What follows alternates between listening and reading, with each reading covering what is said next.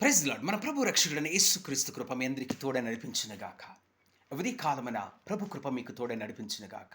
అపోస్తుల కార్యములు 3వ అధ్యాయం 1-10 మనం గమనించినట్లయితే, ఇక్కడ పేతురు, యోహాను 3 గంటల సమయములో మధ్యాహ్నము దేవుని యొక్క ఆలయమునకు ఆరాధించుటకు వెళ్తున్నారు. 3 గంటల సమయము కరుణ సమయము. ఎందుకంటే ప్రభువైన యేసుక్రీస్తు సిలువలో మన కొరకు ప్రాణమును అర్పించిన సమయము, పశ్చాత్తాపమును కలుగజేసిన సమయము, రక్షణను మనకు అందించిన సమయము. కాబట్టి ఆ సమయంలో వారు ఆరాధించుటకు వెళ్తున్నప్పుడు 40 సంవత్సరాల వయస్సు కలిగినటువంటి ఒక కుంటివాడు భిక్షం ఎత్తుకొనుచున్నాడు. అయితే ఆ సమయములో పేతురు, యోహానులు వెలుచున్నప్పుడు వారి యొద్ద నుంచి ఏమైనా దొరుకునని ఆయన కనిపెట్టి ఉన్నాడు. అయితే పేతురు ఒక చక్కని మాట చెప్పి ఆయన చెయ్యి పట్టుకొని లేవనెత్తి యేసు నామములు స్వస్థపరిచి ఉన్నాడు. యేసు నామములు మనకు స్వస్థత, విడుదల ఉన్నదని మనం గుర్తించాలి. ప్రభు మనలను స్వస్థపరచునుగాక, బాగు చేయునుగాక. ఆమేన్.